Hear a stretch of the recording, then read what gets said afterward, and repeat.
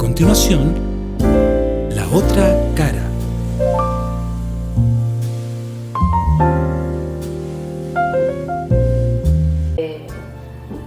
Podamos tener la capacidad humana de tener la humildad y la empatía suficiente. Creo que les costó un poco menos, digamos, que el primero. Literalmente, claro. Yo creo que soy el mayor del canal, ya si no me equivoco. No, no hay duda de eso. No, está el Julio más viejo. No, que yo. ninguna duda. No. Después ya avanza el tiempo, conoce a mi abuelo, a don Tito, que quién no conocía por ahí a don Tito, ¿no es cierto? En los estadios, en todos lados, o por donde andaba. A mí En San Felipe, ¿no es cierto? Hay un centro de la mujer, pero que tiene 4 profesionales. Entonces, y que no solamente cubre la comuna, sino que debe cubrir. No agregaste ese que yo soy Luxich de los pobres. No soy nada del andrónico. Hola, aquí estamos nuevamente por Love TV, la televisión digital de Aconcagua, en este programa que más que una entrevista es una conversación. Me voy a apurar en la presentación porque primero quiero darle las gracias porque la primera autoridad en ejercicio que visita el canal y me permite conversar con él. Y con solo decir quién es y la comuna que dirige, nacen un montón de temas. Don Mauricio Quiroz Chamorro, alcalde de Putaendo, bienvenido Mauricio. Hola Emilio, muchas gracias por la invitación. Saludarte a ti, por supuesto, a través de ti y de ustedes que hacen este esfuerzo, a todos los que los ven en Aconcagua y en el resto del país. Esa es la idea y nos están empezando a ver fuera del país, alcalde. Ah, muy bien, pues hoy día las redes te permiten eso, la internet, es fantástico. Alcalde, Mauricio Quiroz Chamorro, sanfelipeño. Sí, pues nacido en San Felipe hace ya 56 años. Aquí de la Corvi. Correcto. Sí, sí. Barrio antiguo de San Felipe. Uno de los primeros barrios construidos por el Servio, 800 y tantas casas, en una ciudad muy pequeña en la década del 60 que la mayoría de la población estaba concentrada en torno a lo que era el ferrocarril. Bueno, tú sabes más que yo soy profesor de historia, así que tengo la tendencia inmediata a ponerle... Dele nomás. Y bueno, una de las primeras poblaciones más grandes fue esa, que se hacía por la Corvi, la Corporación de la Vivienda. Antes el Estado construía vivienda en Chile, hoy día no construye vivienda, entrega subsidios. Y bueno, ahí nací, soy un hijo el 7º hijo de una familia de trabajadores, carpintero mi papá, mi mamá lavaba ropa, así que ahí con harto esfuerzo nos educamos la mayoría y pudimos salir adelante. Mauricio, tuve el honor, el gusto de conocer a la señora Londi. La Londina Chamorro Veloso. Exactamente, 7 hijos, hijas. 7 hijos vivos. Antes las mamás perdían varios hijos en el camino, por las condiciones sanitarias, el acceso a la salud. Y claro, 5 varones y 2 mujeres. Mauricio, pero en ese contexto, alcalde, acaba de decir usted que fue el 7º. Sí, más chico, regalón. En una con una madre forzada, criar 7. Y usted es profesor de historia. Sí. ¿Cómo se logra? Mira, yo creo que tuve la fortuna de ser el menor, porque mis hermanos la pasaron dura. Nosotros fuimos muy pobres, de una pobreza absoluta en un momento. Pero claro, el menor sufre menos porque va heredando la ropa de los mayores, los hermanos mayores ya comenzaron a trabajar a los 14 y 15 años, aportaron recursos para la economía familiar. Así que sin duda yo sufrí menos que Ana María, que Rafael, que Luis, que tuvo que salir de Chile en su momento, y bueno, la Gina, el Alejandro. Los 2 más chicos, Felipe y yo, probablemente sufrimos menos en la pobreza, aunque la sentimos muy profundamente.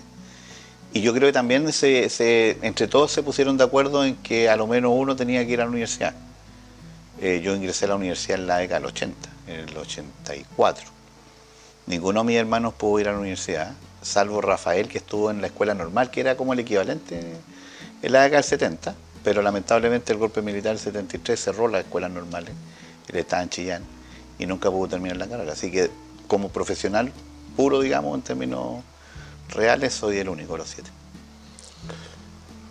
Se agradece la confianza de contarlo, por eso se llama La Otra Cara. Alcalde, pero estamos hablando del 84, aquí no había oferta educacional, una familia esforzada, para no decir, o crudamente pobre. Además, Los estudios estaban lejos. lejos. Además, déjame decirte que mis papás se separaron en el año 71, así que estaba sin papá. Era la señora Londi.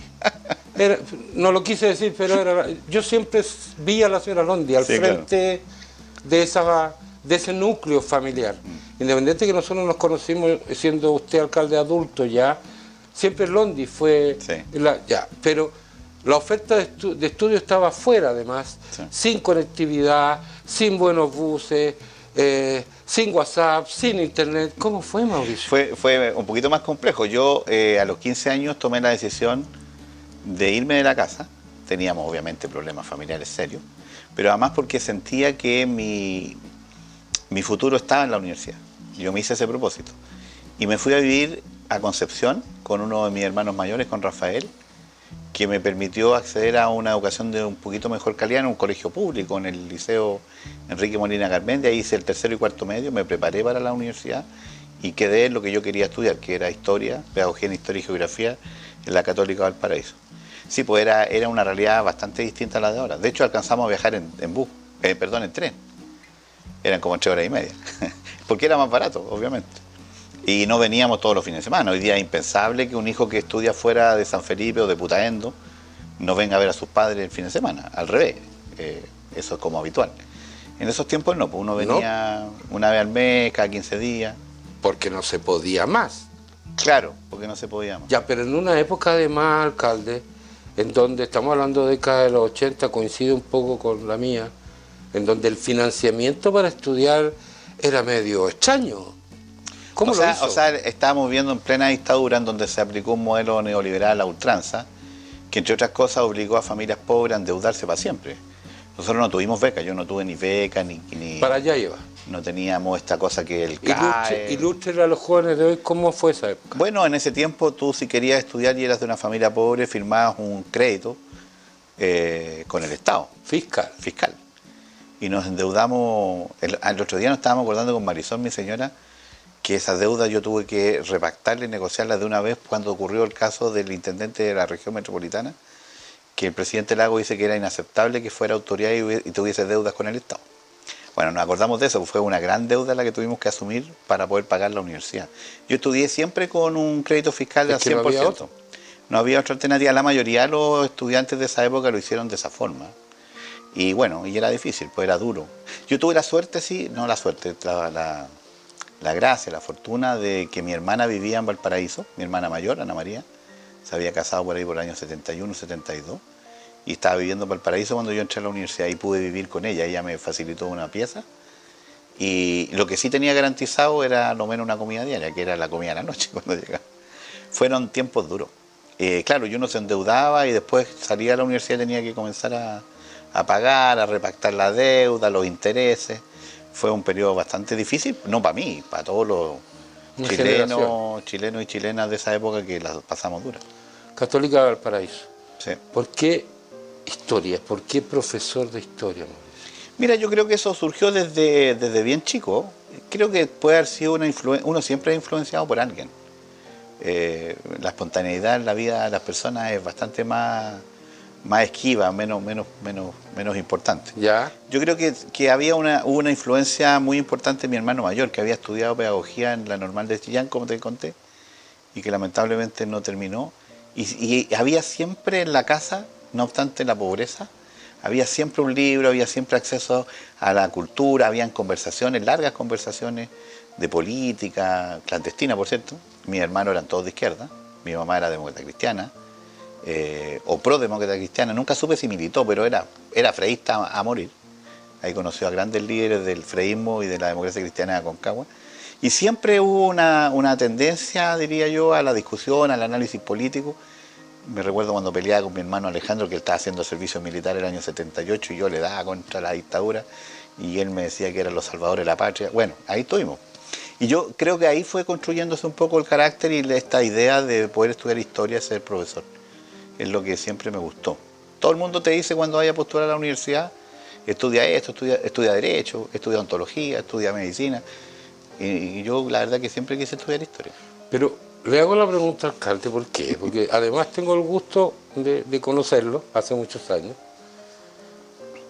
Pero elegir ser profesor para trabajar a contar de los 90 en la profesión, después que la dictadura se encargó de Sí. casi destruir la calidad, el estándar del profesorado en Chile, no era fácil, ni económicamente, ni en términos de estabilidad, ni de proyección, ¿o me equivoco, Mauricio? No, pues era difícil, la verdad, que estudiar historia o pedagogía en ese tiempo, y hoy día también un poco.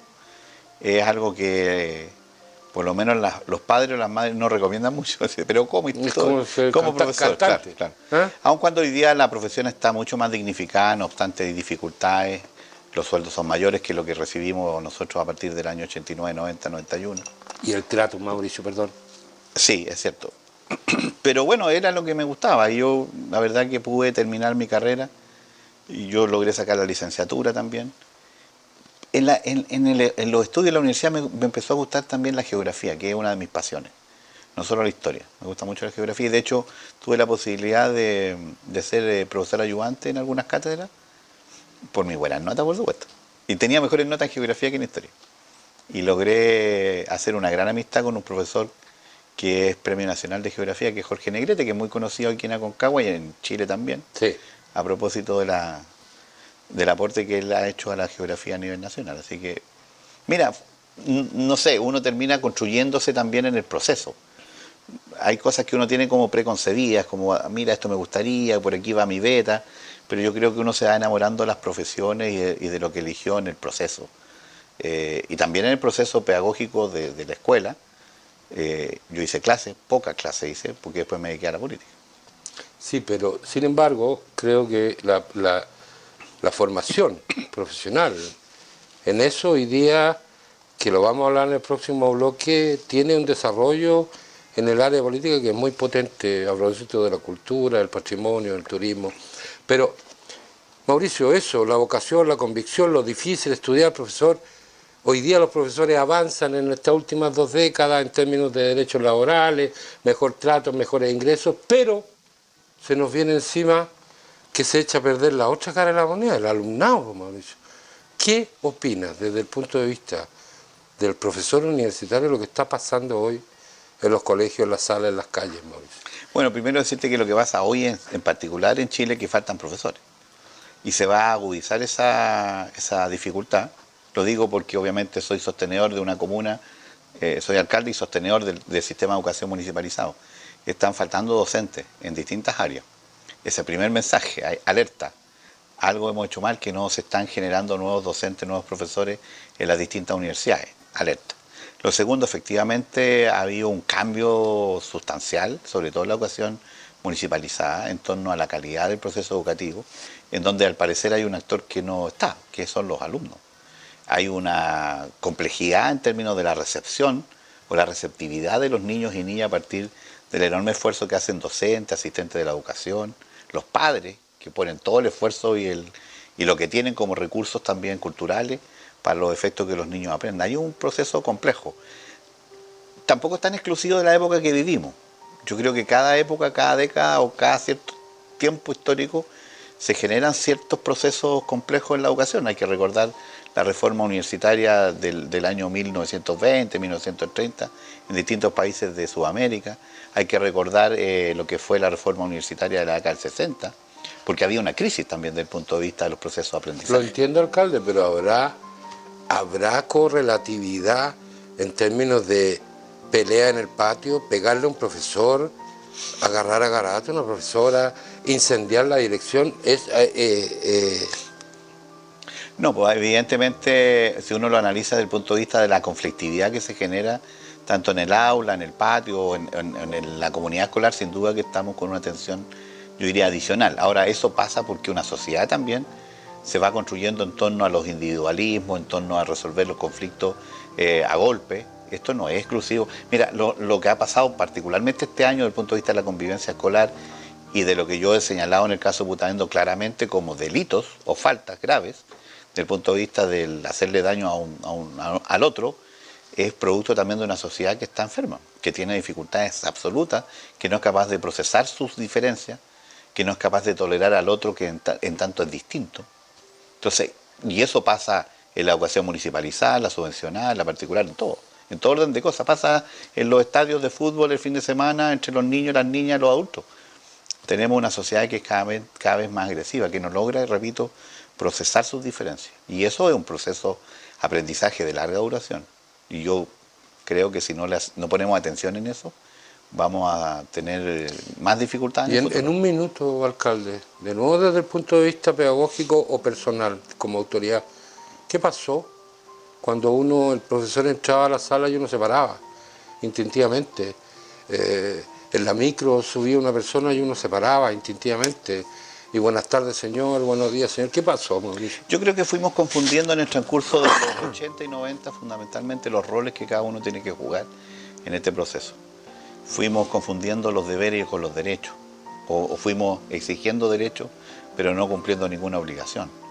Y uno tiene que relacionarse de manera respetuosa con el otro.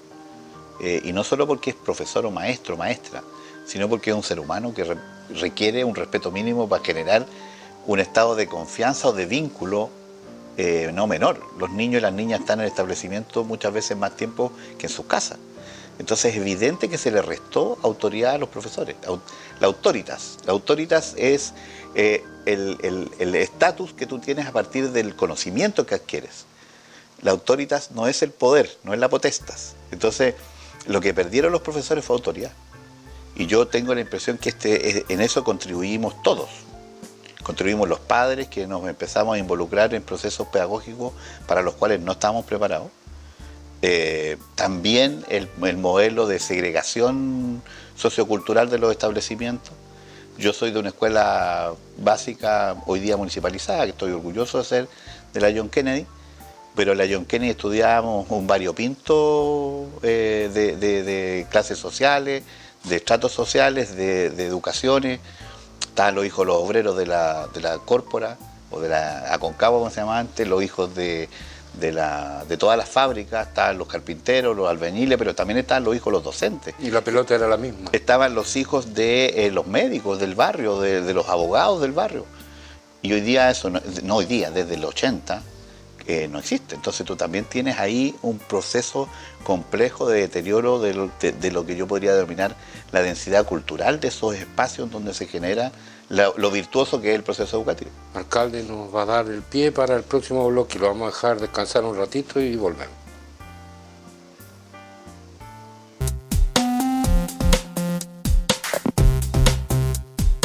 Disfruta de toda la programación cada día en www.lovechile.cl. Cultura, deporte, información y entretención para todas las edades, siempre en un solo lugar. www.lovechile.cl. Love TV. Siempre junto a ti. Estamos de vuelta con el alcalde de Putaendo, don Mauricio Quirós. Mauricio, al final del bloque anterior, bueno, esta sociedad, creo que en esa época de estudiante, o cuéntenos usted mejor qué lo hace motivarse a entrar a la política, qué lo mueve. Yo entré bastante joven a la política. Primero, el interés por la política fue siempre en mi familia. Te conté ya que teníamos ahí hermanos socialistas, madre demócrata cristiano. Pero yo opté por militar en un partido político a muy temprana edad, 18 años, 19 años, en plena dictadura, en la propia universidad. Siempre me motivó eso. Y asumí el riesgo, porque en ese tiempo quienes nos dedicábamos a la actividad política partidaria éramos obviamente sujetos de persecución, de desaparición, de tortura en algunos casos. Pero me arriesgué, yo siempre tuve esa motivación por lo público, y fui dirigente estudiantil bien cabro también. Primero en la Escuela de Historia, fui dirigente, vicepresidente del Centro de Alumnos, y me tocó representar en más de una oportunidad a la universidad en la Confesh, que se llama este tiempo. Bueno, hay que decirle a quienes nos ven que durante la dictadura uno de los primeros grupos que se rearticuló para oponerse a Pinochet fue justamente el mundo estudiantil, casi simultáneamente con el mundo poblacional, con esos movimientos sociales que surgieron de las poblaciones más Porque hay que maltratadas. decirles también, Mauricio, y aquí quiero aprovecharme de su pedagogía, de que los centros de alumnos eran elegidos a dedo. Sí, claro. No solo los centros de alumnos, los alcaldes también. Bueno, pero hablemos de la universidad. Claro, y a mí me correspondió entrar el año 84 y tuve la oportunidad histórica de votar ese mismo año por el centro de alumnos elegidos democráticamente. Ya el año 83 se habían elegido los primeros centros de alumnos y las primeras federaciones de estudiantes democráticas, y a mí me correspondió votar en la Escuela de Historia por el presidente de la escuela, y voté por Hardy Nittel, que no lo conocía, pero que después se transformó en un buen amigo durante muchas décadas. Y el presidente de la federación era apellido Tobar, no me acuerdo muy bien, que fue consejero regional después, cuando ya se constituyó. ¿Y nos puede contar en qué partido militaba? Yo entré a militar en una fracción del Partido Socialista. El Partido Socialista en la década del 80 llegó a estar dividido en 15 facciones distintas. Yo entré a lo que se denominaba en ese tiempo el Partido Socialista Almeida. Habían otros, estaba el Partido Socialista Núñez y otros más, los comandantes y otros. La coordinadora regional, una cosa así. El histórico. Y qué sé. Claro, el histórico, varios. Pero yo entré por influencia de quienes me contactaron también, porque como era todo clandestino, a uno como que lo monitoreaban y lo incorporaban, lo invitaban a formar parte de una organización política partidaria, digamos. ¿Qué tan profundo, Mauricio? Trayendo lo del bloque anterior, el estudiante universitario de la familia esforzada, con una mochila de carga, de responsabilidades, de tanto cariño y apoyo en tus hombros, y ir y jugar e incluso arriesgarlo todo, ¿por qué? Mira, lo que pasa es que ya para estudiar historia tú tienes que tener conciencia de dónde estás parado, digamos, en qué coordenada de tiempo y espacio te mueves, digamos. O sea, eres consciente de los fenómenos culturales, políticos, sociales de un país. Pero además toda mi generación estuvo un poco marcada por eso.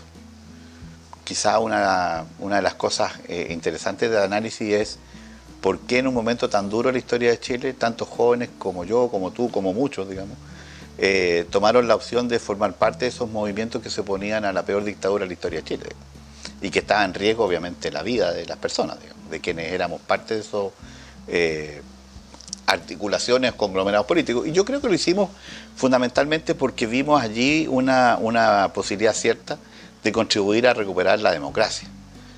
Imagínate estudiar la historia de Grecia, la historia de Roma, la historia del mundo, la historia de la Revolución Francesa. Es evidente que uno tiene que tener alguna tendencia hacia los procesos de liberación, ¿no? Y de independencia de conciencia, pero de los seres humanos. Y el concepto que uno también tiene de los derechos de las personas. Y ahí nos fuimos involucrando en un proceso mayor que terminó siendo gran parte de mi vida. Yo milité, si no me equivoco, 25 años en el Partido Socialista de Chile. Después se reunifica el partido a partir del año 90 y pasa a ser un solo conglomerado político. Mauricio, ¿había un sueño también detrás? No, por supuesto. Nosotros luchamos contra la dictadura, pero también luchamos por una sociedad mucho más democrática, pero mucho más igualitaria, en donde se tuviese acceso a los beneficios del desarrollo en un proceso creciente de derechos básicos, digamos. El derecho a la vivienda, el derecho a un medio ambiente libre de contaminación. Construir una sociedad, si tú quieres, distinta, no neoliberal. En ese tiempo éramos mucho más cabeza cuadrada también, porque nosotros aspirábamos a construir una sociedad de corte socialista, que después fue cambiando, evidentemente. A propósito del año 89 que caen los socialismos reales en el mundo, uno también toma conciencia de aquello. Yo cuando ingreso a militar en el Partido Socialista, el partido Almeida se declaraba marxista-leninista. Y por lo tanto teníamos estudios de marxismo y cómo aplicábamos eso a la realidad, a la interpretación de la economía, a la interpretación de la sociedad en general. El conflicto social y qué sé yo. No, por supuesto, por supuesto. Correcto, pero alcalde, estaba el sueño. 100%. Que hizo que gran parte de estos jóvenes, que yo tampoco tengo explicación, si usted no la tiene, menos yo, y después esa generación, y esto no es floreo gratis, Mauricio, tenía gente muy potente, como tú, conocí a muchos, que podrían haber liderado este proceso y haberlo acercado un poco más a ese sueño. ¿Se fue ingenuo el 89, el 90 de vuelta a la democracia, Mauricio? Mirado desde hoy. Yo no creo que haya sido ingenuidad. Nuestra generación. No, yo creo que nosotros fuimos rápidamente reemplazados por un número importante de cuadros políticos que se habían educado y habían crecido en el periodo previo a la dictadura. No es para nada absurdo pensar que ellos tenían evidentemente una mayor preparación en lo que era la administración del Estado, lo que era el tránsito a una democracia que era bastante débil en un principio. Y yo creo que eso fue así. Fue un desplazamiento de las generaciones que habíamos luchado contra la dictadura, pero también porque nosotros éramos harto cabros chicos también. O sea, yo el año 90 tengo que haber tenido 20 años, 21 años. Pero muchos otros líderes y gente que se dedicó a la actividad política en dictadura fuimos efectivamente desplazados por quienes tenían una historia antigua en la administración pública y otros que venían y que habían tenido acceso a educación también en otros países, y evidentemente allí de ese semillero, si tú quieres, se generaron las primeras instalaciones en los gobiernos de Elwin de Frey.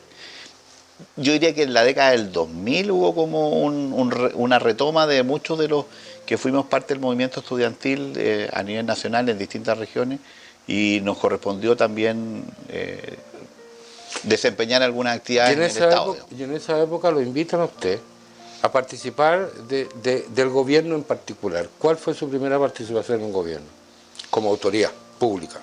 Como autoridad pública, yo el primer cargo que ocupé como autoridad pública fue jefe de gabinete de la gobernación de San Felipe, el año 94. A propósito de que nombran a Guillermo Reyes, que era un militante de Viña del Mar. ¿Puedo contar una infidencia? Sí, no, claro. Yo me hago cargo. El alcalde, o sea, el gobernador en ese minuto era Mauricio Quiroga. Pero bueno. No necesariamente. Porque así suponíamos, correcto. Ya, pero lo interrumpí, síganme. Hay harta gente que suponía lo mismo. Sí. Yo entre ellos. Digamos. Así es. Pero eso no ocurrió, y fue Guillermo, que era un conocido mío. Yo había conocido a Guillermo en el movimiento estudiantil, y él en el ámbito del movimiento obrero, en el movimiento laboral. Él era dirigente de un banco, creo que en ese tiempo era el Banco Higgins. Ya no existe, para quienes nos están viendo hoy día, o nos vean en el futuro. Y bueno, nos conocíamos por la militancia común. Y él, una vez que lo nombran gobernador, me invita a ser parte de su equipo, y yo acepto ser su jefe de gabinete.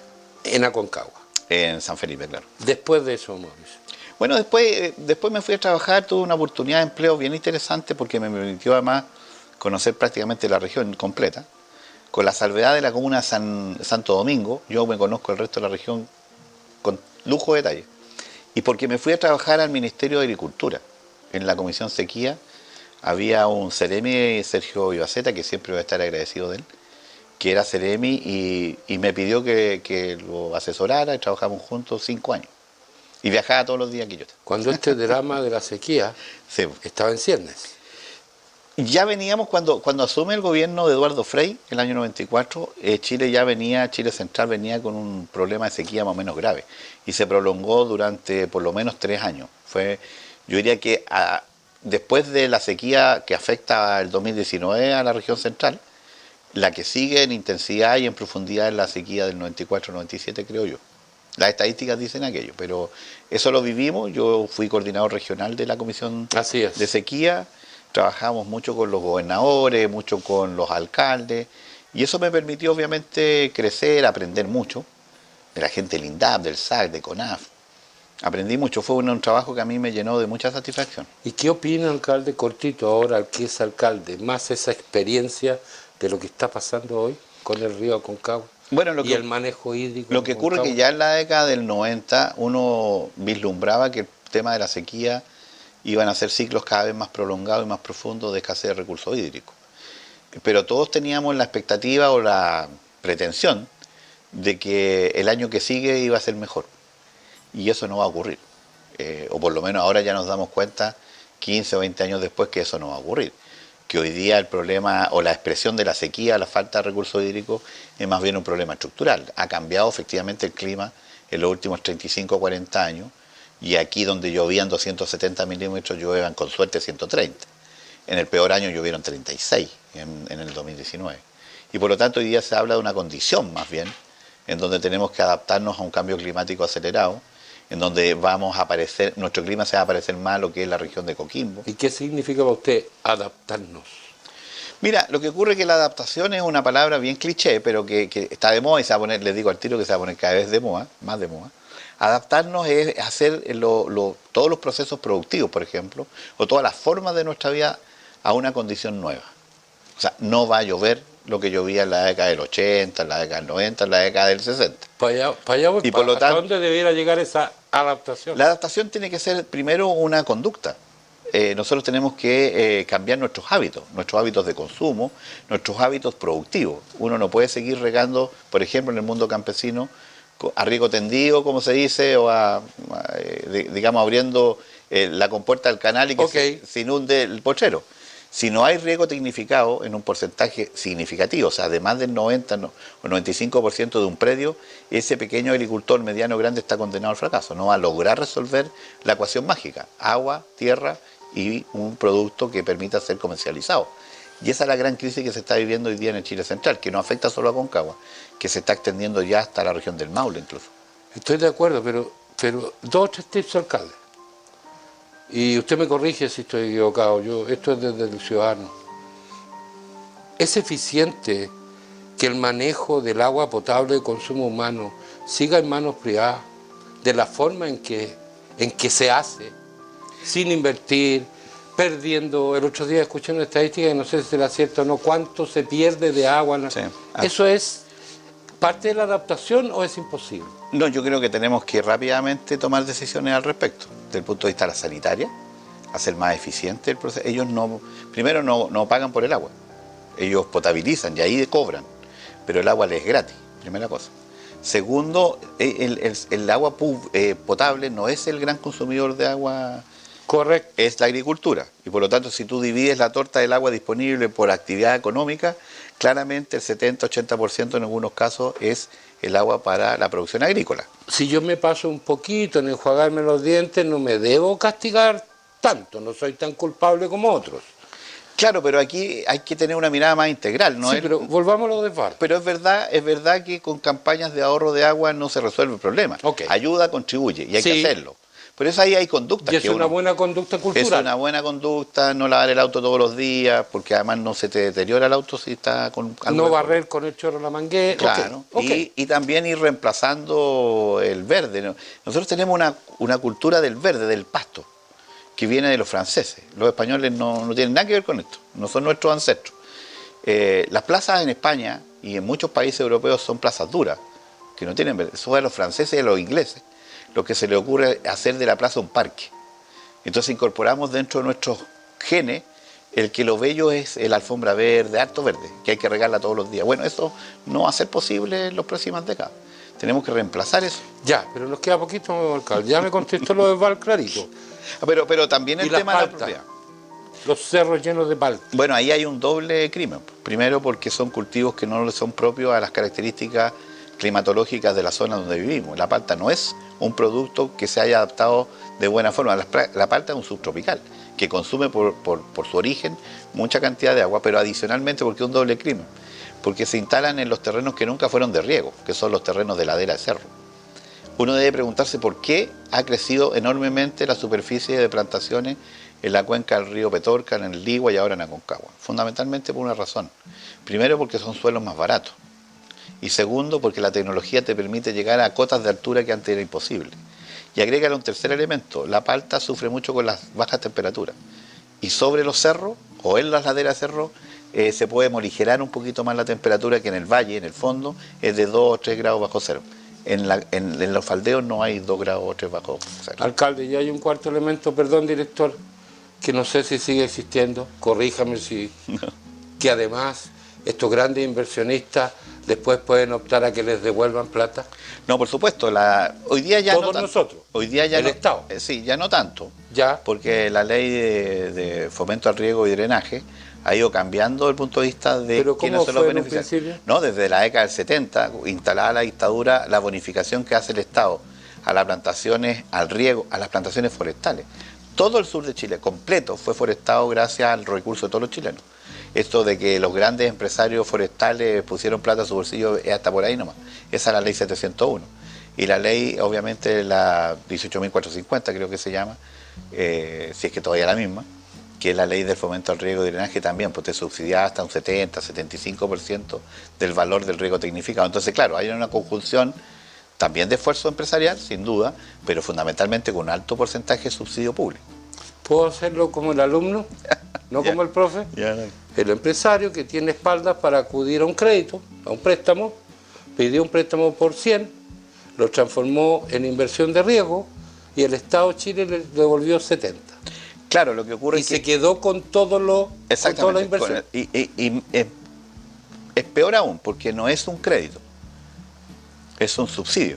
No, pero lo hice como para la primera inversión Sí. de los 100. Sí, pero es un subsidio. Tú cuando ponías riego tecnificado en 100 o 200 hectáreas de palto, el 70% te lo donaba el Estado, te lo entregaba en subsidio. Es verdad que la inversión inicial la hacía el empresario porque la tenía hecha y después postulaba, sobre todo cuando era construcción de pozos o riego. Pero en rigor es una subvención bastante significativa. Y cortito, director, porque el otro bloque es para Putaendo. Es cierto que es Val. Y se lo pregunto porque sé que no tiene tapujo en contestarlo porque lo hace desde la verdad pedagógica casi. Que es Val. Si usted en Putaendo consigue los recursos en el gobierno regional para instalar alcantarillado y agua potable en 10 kilómetros de su comuna, y eso cuesta 1.000 millones de pesos, cuando lo inaugura, ¿se le pasa a ESVAL gratuitamente? Claro, efectivamente, así es una gran controversia que se origina... Es verdad. Sí, por cierto, a partir de la privatización de la empresa sanitaria en la década del 90, en donde la inversión por extensión de matriz o por nuevos clientes fuera del área de concesión de ESVAL, que la hace normalmente el Estado con un financiamiento 100%, pasa a ser un activo de ESVAL a partir del servicio que presta. Eso es efectivamente así. Muchas gracias por su respuesta, alcalde. Volvemos al tiro.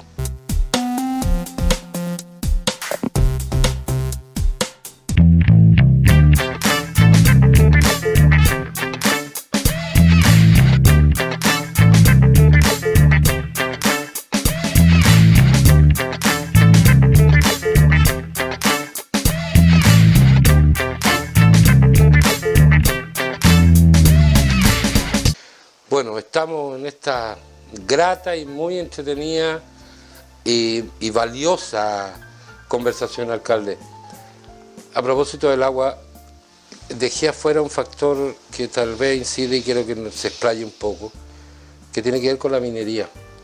Putaendo, su querido Putaendo, está en una lucha. ¿Qué pasa? Estamos en un dilema o en una controversia. Pasa que efectivamente Putaendo, al igual que el centro de Chile, pareciera ser que es de los pocos lugares donde algunas reservas de cobre y molibdeno y otros minerales quedan. Digamos. Chile es un país minero, sin duda, lo ha sido desde hace 100, 150 años, pero son recursos que también se terminan. Digamos.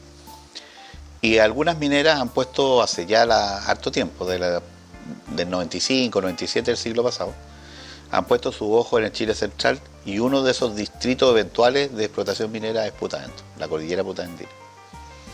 Se han hecho muchos estudios, distintas empresas, y últimamente Minera Vizcachita Holding de la canadiense Andes Cooper ha estado desarrollando durante los últimos 15, casi 20 años, diría yo. ¿Nos podría dimensionar proyecto. un poco qué es Andes Cooper en el mundo? Así cortito. Mira, sí, se dice que es una empresa junior, que es una empresa que en definitiva no necesariamente va a explotar directamente un eventual yacimiento, que más bien se dedican a los temas vinculados a la exploración y dimensionamiento de reservas y después. Bueno, pero Andes Cooper es una empresa canadiense importante en el mundo de la minería y lo que ellos han señalado, que su aspiración y sus estudios que han realizado a la fecha permitirían construir una de las minas más grandes de Chile. Ellos lo han señalado. Cuando uno habla de las mineras más grandes de Chile, sabe a qué se refiere. Estamos hablando de Pelambre, de Andina, de Teniente, de Radomiro Tomic, de Chuquicamata. Esas son las más grandes. Ellos se quieren inscribir en esas 5 o 10 más grandes del futuro de Chile. En Putaendo. En Putaendo. Y todos sabemos, y para nadie es un misterio, que la industria minera destruye la naturaleza para poder sacar lo que hay en el fondo de la tierra. Cuando hablamos de un sondaje minero para determinar las características de la minera, de la ley de cobre, por ejemplo, estamos hablando que un sondaje son promedio 700, 750 metros de profundidad, promedio. O sea que un hoyo, digamos, un sondaje puede medir 1500, 2000 o más metros.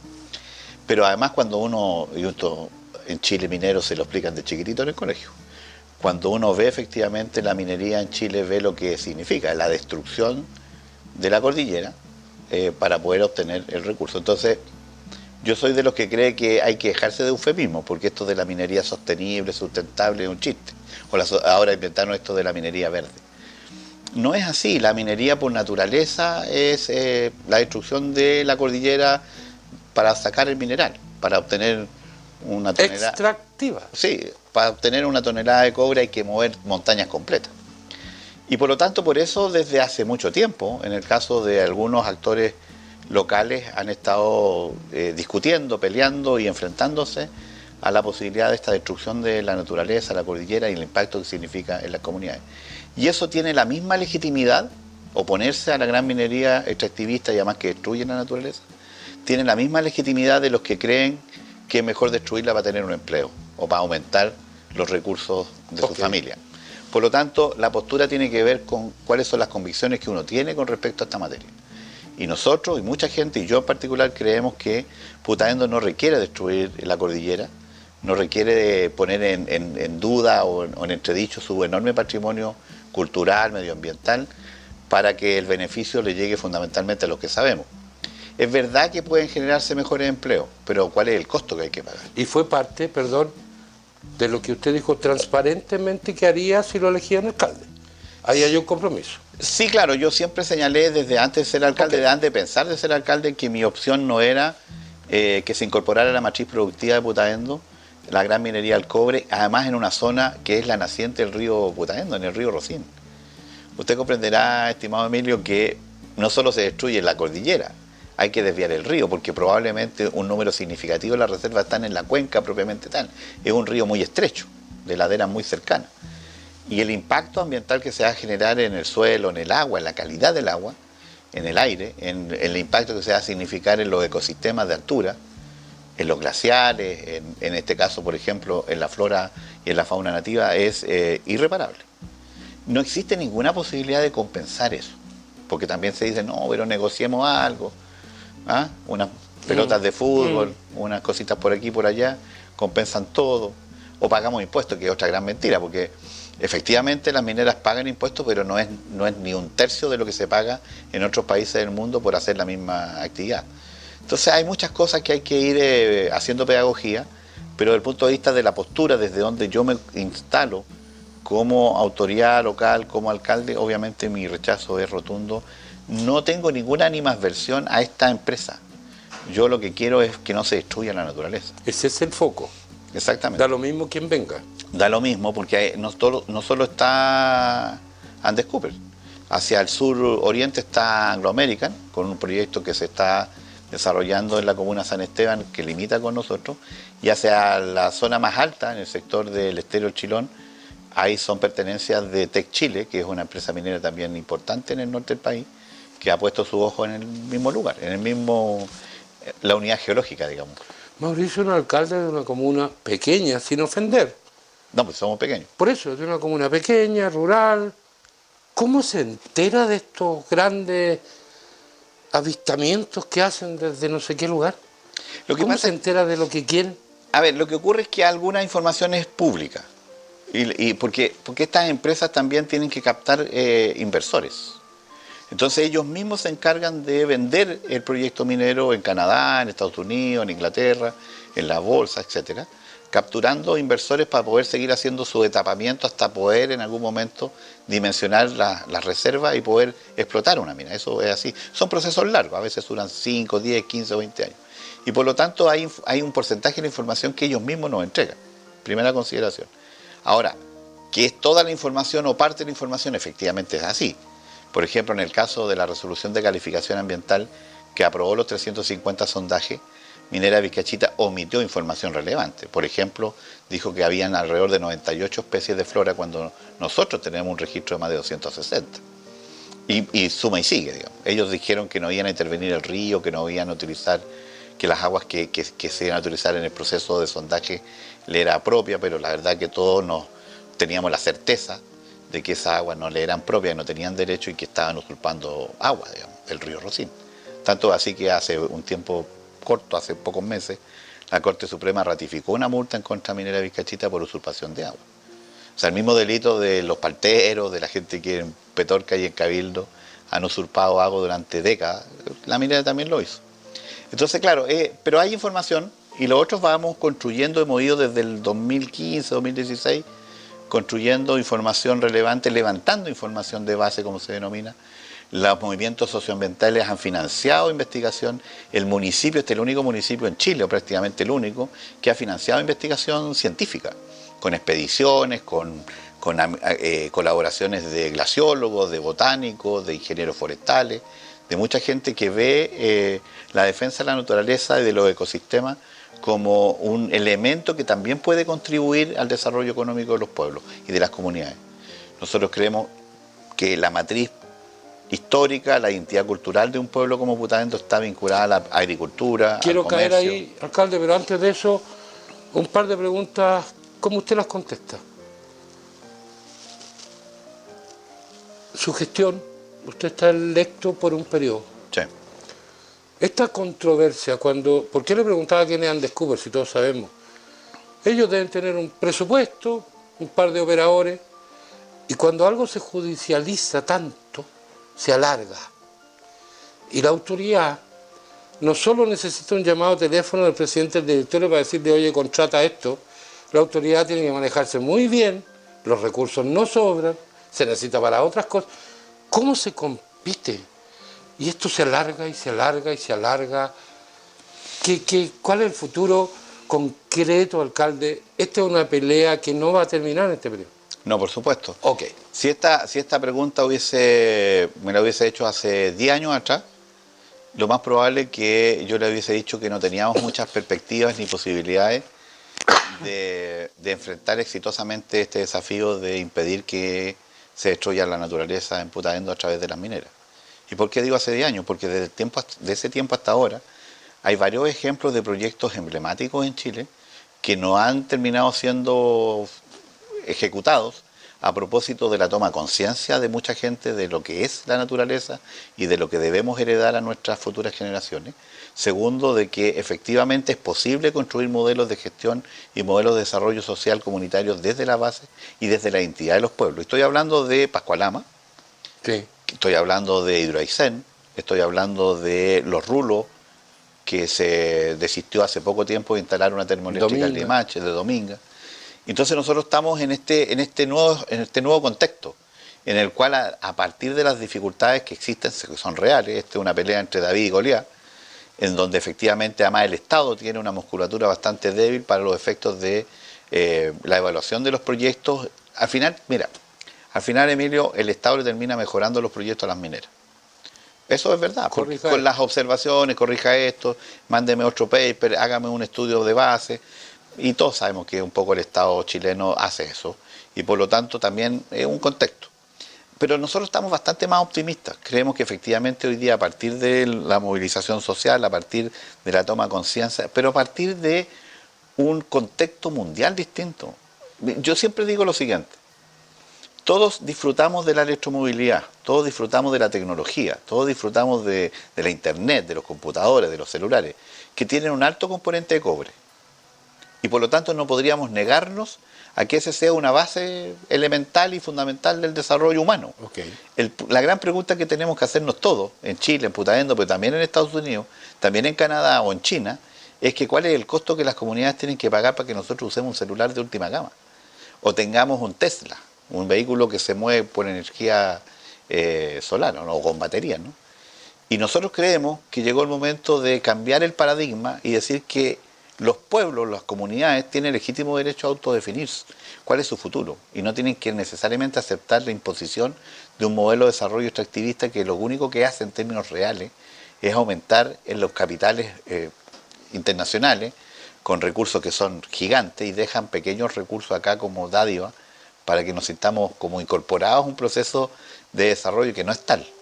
Alcalde, ok. Estas controversias, porque usted es más elegante que yo, ¿debiera ser solo de Putaendo o debiera ser del Valle? ¿Ha sentido ese apoyo del resto de la comunidad de Aconcagüín, alcalde, francamente. No tanto, uno quisiera efectivamente tener mayores referencias de apoyo. ¿Y debiera ser de Valle? Mi primera pregunta. No, absolutamente, porque lo que le puede pasar a... Mira, Putaendo no es una isla. Putaendo, el río Putaendo es tributario de la Aconcagua. Si hay una contaminación del río Putaendo o del embalse Chacrilla, no le afecta a los 6.800 hectáreas a los 3.000 agricultores. Le afecta desde Putaendo, San Felipe y todo hacia el océano. Y estamos acostumbrados, pareciera ser, a ese tipo de eventos a propósito de Codelco Edición Andina. Entonces, claro, uno desearía tener una mirada mucho más integral de Cuenca, ¿cierto? De todo la Aconcagua. Pero se han ido dando algunas cosas. Ya. Hay un movimiento medioambiental fuerte en Catemo a propósito también del problema que tienen de contaminación del aire por Anglo. Se están dando movimientos sociales relativamente significativos en San Esteban y los Andes a propósito de Anglo American, que está intentando ahí la mina Pimentón y otros más, pero también en los Andes también hay movimientos socioambientales que entienden que si bien hay un estándar de consumo bastante más interesante en esa ciudad, el costo que se paga por eso es muy grande. Yo me recuerdo que el alcalde Manuel Rivera en algún momento dijo, y no me puede dejar de mentiroso porque yo sé que lo dijo, que teníamos que discutir cuánta gran minería soporta Aconcagua. Porque Aconcagua también es el lugar donde se producen frutas de exportación a todos los mercados del mundo. Pero ¿por qué le hago, perdón, alcalde, pero porque usted sabe que el tiempo es... ¿Por qué le hago la pregunta? Tiene que ver, a propósito de eso, del compromiso de otras autoridades, más que de los movimientos sociales que surgen por una cuestión innata, espontánea, de convicción. Porque lo conozco y sé que no le interesa este tema por protagonismo personal. Tal vez en una de estas expediciones, de estas controversias, verse acompañado de más alcaldes, más cores, más parlamentarios, ¿sería un aporte o no? No, por cierto que sería un aporte. Yo creo que algunos deben pensar que es irremediable que la minería se termine instalando. Y por lo tanto pueden que no viene sostener... Claro, que no viene putando. Y pueden sostener que al final esta es una pelea perdida. Y otros yo creo que están esperando que se generen efectivamente momentos mucho más definitorios desde el punto de vista del proyecto minero, porque el proyecto minero hoy día está en el proceso de sondaje, que yo espero que no se haga porque nos sostenemos y volvemos a insistir en que es una resolución de calificación que jamás debió haber sido aprobada por el Consejo Regional. El Consejo Regional de Medio Ambiente que está integrada por puros secretarios regionales ministeriales, que por lo demás son parte del mismo Estado, digamos. No hay participación ciudadana, no hay representación de la academia. Sí, pero yo entiendo la controversia, porque es lógico, el mínimo análisis dice que es más fácil arrancar una maleza cuando está recién, que después cuando ya, o sea, después de los sondajes, esté quien esté de autoridad, don Mauricio, usted u otro, si eso sigue, seguramente va a ser mucho más difícil. No, por cierto que va a ser más difícil a medida que se va consolidando un modelo extractivista y además donde las mineras y las grandes empresas de estos tipos fraccionan y quiebran las comunidades. Un ejemplo claro es que Minera Vizcachita ya inició un proceso de entrega de recursos a través de un fondo concursable, como lo hace Codelco Edición Andina. Es difícil que un dirigente social o un empresario o un microempresario que ha recibido aportes de estas grandes empresas después sea crítico a que ellos contaminen el río, contaminen el aire, destruyan los glaciares o impacten en la cultura de un pueblo, digamos. Quizás, don Mauricio, la gente está un poco más, como decían antes por aquí, ladina. Alcalde, a contrario sensu de esto que podría provocar y que está esta controversia, yo sí creo y soy un convencido que la historia, el patrimonio natural, el patrimonio histórico de Putaendo en particular, sí tiene un valor industrial. Y un valor industrial en términos de generar empleo y riqueza sin destruir, sin extraer y sin contaminar nada.